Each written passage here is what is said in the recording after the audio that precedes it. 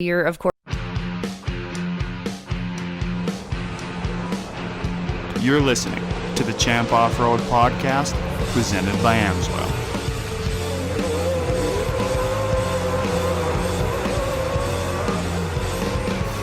Welcome. We're your hosts, Haley Shanley and Matt Skubik. This is the Champ Off-Road Podcast presented by Amsoil. We are so excited to sit down with one of our Midwest hot shoes today, a guy who in a relatively short amount of time has worked his way into being a prominent name in short course off-road racing. Andrew Carlson, what's up? How are you? It's going good. We're just loading the family up and heading to the cabin, so we got a little bit of a toddler in the background, so you have to bear with me. It's all good. How excited are you for next weekend ERX? Oh, I'm super excited. I always love racing at my home track, obviously, and even more, I always love the first race of the season, just because you have so much more time to think about it, and stuff like that. So, I feel like it's almost like thinking back to racing snowcross. Duluth was always my favorite because you have so much time to sit and think about it and prepare about it. So it's like best of both worlds that the first race of the year, I mean, obviously it sucks that we have to miss Crandon, but I'm pumped that we're coming to ERX for the first race of the season, and that's where I've done all my preseason testing and stuff like that. So feeling really comfortable in the trucks there, and I'm really looking forward to it. I don't know, there's just something special about the first race of the year, so it's cool to have that at our track. Well, last week we had, West Coast Pro 4 champ Kyle LeDuc on the podcast, and he was saying how the Midwest guys are going to have to step up their game this season. What is your response to that? Yeah, I mean, I don't really, I don't really even know. I don't really like to even pay too much attention to comments and stuff, especially from him. I don't know.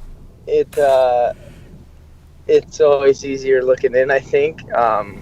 Looking at the West Coast, I've seen plenty of races where all you needed to do is finish on four wheels and you could get on the podium. So, not saying we didn't have any of that either, but I don't think it was much different on either coast, right, in the last year. So, either way, it's going to be interesting. There's going to be good racing, and I feel like I'm in a super good position because I'm racing against guys that have won more championships than even years I've been racing Pro 4. So if I go out and get a podium finish, I feel good.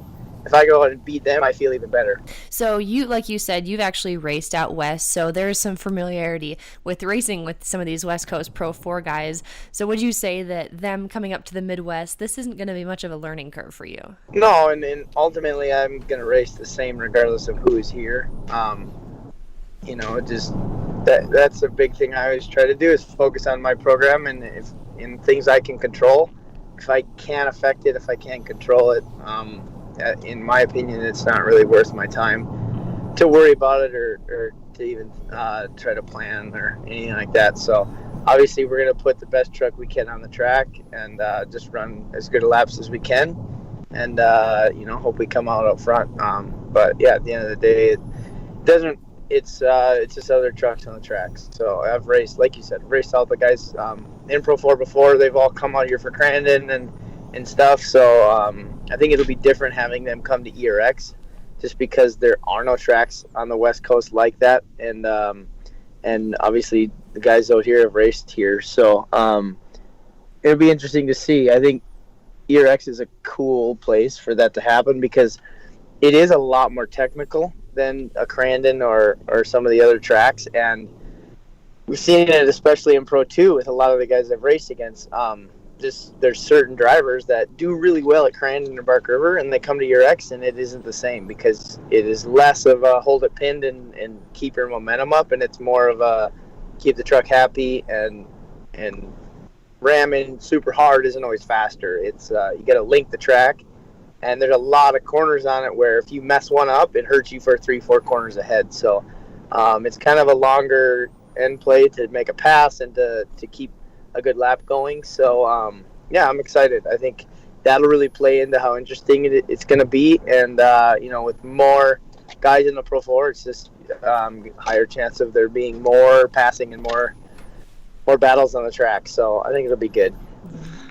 Andrew, talk about getting back into a pro mod side-by-side this season. How did that all come about, and what are you looking forward to this year with that? So I've always wanted to get back in them, and that's where I started.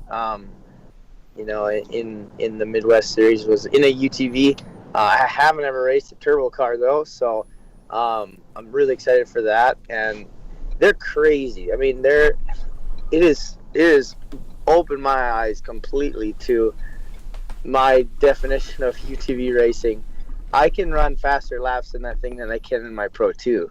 And I'm jumping it just as far as I am in the Pro 4 on all the big jumps and stuff. So it's crazy how far they've come and how similar it is. I did a lot of work in the cockpit with CAD and stuff to make it exactly the same as my Pro 4, just with the steering angle and where the seat is and the throttle and the brake and just all the controls. So I've done, laps in one and hopped right out of it and got right into the other one. And it's you're obviously a lot more flat-footed in the Pro Mod, but speed-wise and the speed that the whole track comes to you and the response of the car, they're both super fast reacting. The shorter wheelbase in the UTV is a little different, but other than that, they're really similar. So that was my big thing in switching was it's a challenge with the Pro 2 and Pro 4 at the same time. And in last year, I felt like I was either fast in one or fast in the other. And I felt like I could have done better in the Pro 4 if I had more focus on it. And that's a newer class to me, and it's one that I really wanted to figure out better. Like I had certain races where I felt really good in the truck, and then we'd go to Crandon or something, and I'd feel good in the Pro 2, and then it would affect my driving in the 4 because they're so different, and the commitment of the corner and where you get on the gas and everything. Even turning a ton of laps and being really used to it, it still took a lap or two to get used to it, and then from there, just the comfort level took a little bit more to come.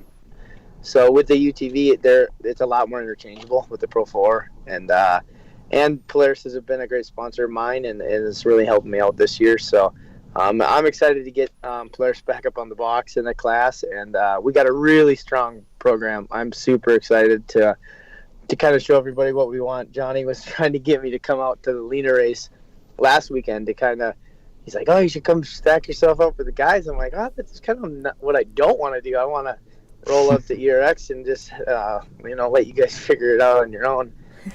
So I feel really good. I have a ton of laps in that. That was another thing I really liked about it was, they're a lot easier to maintain, and parts are readily available. You can just open the parts book and get parts and stuff like that. So having the track in the backyard, it's a lot more beneficial to have a vehicle like the UTV that I can just go pound laps in and get really comfortable in it really quick. So it took a little bit of time to get used to some of that turbo lag and just driving a turbo car and all that. But I'm feeling really good in it, and I'm excited. It's going to be a fun class, especially with Cheney and Greaves both being in there.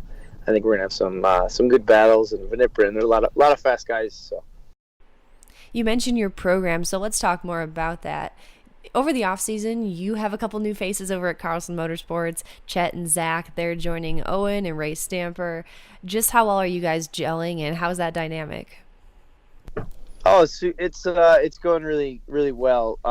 We've had everyone out several times for test days and stuff like that, and I feel like we already are almost mid-season swing, just because we've all been putting a lot of hard work in, there's been some late nights at the shop for sure, but we've been bonding really well. I feel like this is the best program we've had so far, in all my off-road racing, and I'm excited because it gets better every year. But I think this year we have tools that we've never had before on the team, that are really going to help us get to that next level and to be getting faster in Pro 4 every year, that you got to make big changes. And if you just maintain the same program, you can't expect to get faster on track every year. So I'm excited. So from a fan's perspective, what can fans expect next weekend at ERX, Andrew? Oh, I think it's just going to be good to have people back out at the racetrack again. I think we've seen this a ton with ERX, and once people get exposed to off-road racing, it isn't hard to get them to come back. It's just getting them there. So I think this COVID thing is actually it could actually play into our favor. I think there's just people that want to go to events and want to get out of the house and do stuff. Obviously safety is still a big concern, and we're going to be at limited capacity, but we should still be fine. We got 500 acres to spread everybody out, so I think we'll be good. I think it'll be good for the fans, because it'll bring more people in that maybe have never seen it and just want to go to an event, and ultimately I think it's good for short course. I think it'll help keep the sport growing, and developing new race fans and all that. So it should be an awesome weekend. Hopefully weather cooperates, and trying to cross our fingers, make sure we get all this rain out of our system now. But the track is in amazing shape, and everyone at ERX has been busting their tail. Just super proud of the team we have, and all the hard work that's gone into it. And I feel different. I feel like I know it's coming. Working with ISOC my whole racing career, I'm just excited for everybody else to get to race with ISOC in the Champ Off-Road Series, and see how professional of an organization they run. And I said it many times, but it's almost like the minute I switched in the off-road, you realize the things that ISOC or that Carl and his team did really well, and it's almost like you need to go race another series to find that out. So there's certain things that I'm like, man, I'm really excited for that, and just to see familiar faces too. And I think it's going to be a great summer. I'm really excited.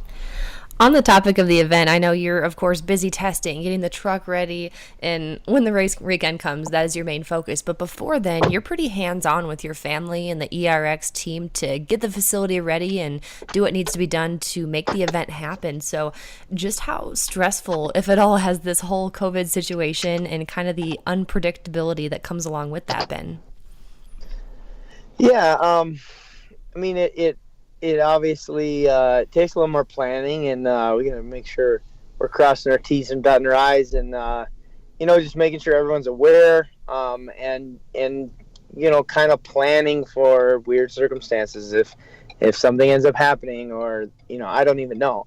Just being prepared, and ultimately we got an awesome team there, and they're so ahead of it, and I am not in the day-to-day of the ERX side, so a lot of it is just I know they're working hard on it, but I'm involved more with the hands-on, like you were saying, where there's no one around there that won't pick up a shovel or a group of zip ties and start throwing up banners. I know when you were working out at the track, it's just how it goes, right? Like everybody pitches in, and you're never too proud to do any job out there. So I'm just excited to get racing, and I love having people come to ERX. We built it to it's not a booming metropolis. We're not in it to make millions, but we're in it because we love racing, right? And we love to share that passion with other people that like to watch racing and like to go to the racetrack with their family on the weekends. So ultimately, when we get group of 5,000 people all together to do the same thing, like that's why we built ERX. So I'm pumped, and just it's one big family with the Plasteads and all my family and everyone at the track. It's probably my favorite weekend of the year. So what's next for ERX? I mean, you guys have a ton going on there, and like you said, you have 500 acres. Are you guys planning on maybe making some changes to the track in the coming years or adding something? Like, what is the end goal? Yeah, I think the biggest thing we've done with the track is just always make it better, and I don't even know what the next change is. That's kind of a running joke with my dad. Like, he'll ask me what I think of the track or what we should do in a certain area, and I'll give him my opinion, and he kind of laughs, and he usually says, like, that's why we don't ask racers. Like, it's one of those things. It's kind of his baby, and honestly, I don't even like giving him feedback because I don't want to skew it, right? Like, every time he's made changes and worked with the team, it's all based on racing that they see and stuff like that, and it ultimately looks different from inside the truck. So, I always have my favorite lines, and I'm not going to want them to touch those or whatever. So a lot of it is just trust, right? Like, I know that they know how to build an awesome track, and as far as developing the track wise, a lot of it it's ever changing, right? We're making tweaks every year. We just brought a bunch of new clay in the last couple of weeks, changed a lot of the banking, stuff like that. It's ever developing, and being dirt, it's always changing. Even when we're trying to keep it the same, in even dirt, so it's not a circle track, right? Like, you're not running on low tread Hoosiers. There's a lot of dirt that gets moved just from one test session. So the thing is almost alive, right? It's moving, and yeah, it has a different attitude every time we run on it. So just seeing it develop, and ultimately more trucks is gonna tell us a different story too. So I'm excited to see what it does this year, and I know there'll be great racing and great passing, and that's the one thing I know for sure. So, but as far as event side, this will be our first one at ERX this year, our first major since the COVID stuff happened. So it'll be a good kickoff. I think I know my little guy's pumped for the monster trucks that are coming a little bit later in the summer, and we got Day of the Dozers and a lot of cool events. And as a dad, now I'm more excited, even so, that I got a little guy that I can bring out there and participate in them from the dad side of it. So just a fun place to get to go to work to every day. So feeling blessed that I get to do that and help other people, have great family memories too at the park. So, how much do you see your little guy Dallas following in your footsteps? I always thought, before I had a kid, I'm like, man, like, when I have a kid, I'm gonna like make sure he's got plenty of power wheels around him, and like make him little jumps, and like not push him to do that, but like give him every opportunity that he has. And I just have always planned that way and thought that way, and the minute he showed up, like, all that went out the window. Like, it was totally the opposite. Like, I'm like, okay, maybe let's not jump off of the 2-foot cliff on the edge of our driveway yet. Like, you're only a year and a half. He's already bending the axles on his power wheels, and he's crushed all my gutter downspouts, and he's turned into a little wheelman pretty quick. So he's already mastered the donut in the driveway. That was his first trick, and he's I don't know. He's kind of a stunt man too. He likes to show off. Yes. I don't know his mom. I don't know. It's awesome. It's so fun to see, and just to see it from the dad perspective. It's so awesome. It makes me so happy to see him get jacked up, and he loves coming to the track. Like, he talks about it all the time, and it's just really cool to have it there, so that every time we go testing, I'm not over in Crandon or Bark River or something. Like, he can roll out with his mom and come. He can hear him from our house when we start testing. He wants to come out and watch and just be involved. Then he loves it.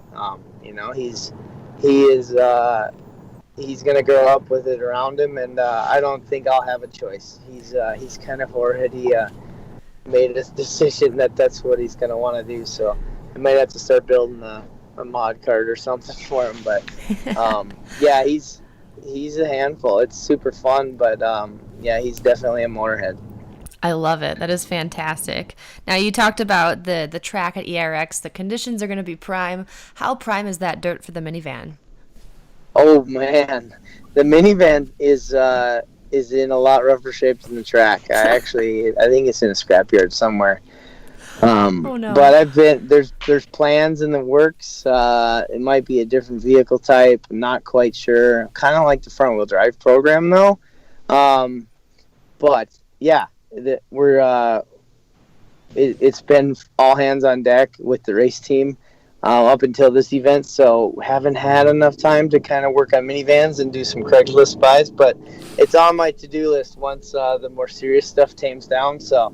I'm sure we'll have some type of vlog with some hoonage of some junker cars on the track. So, Thanks for listening to the Champ Off-Road Podcast presented by AMSOIL.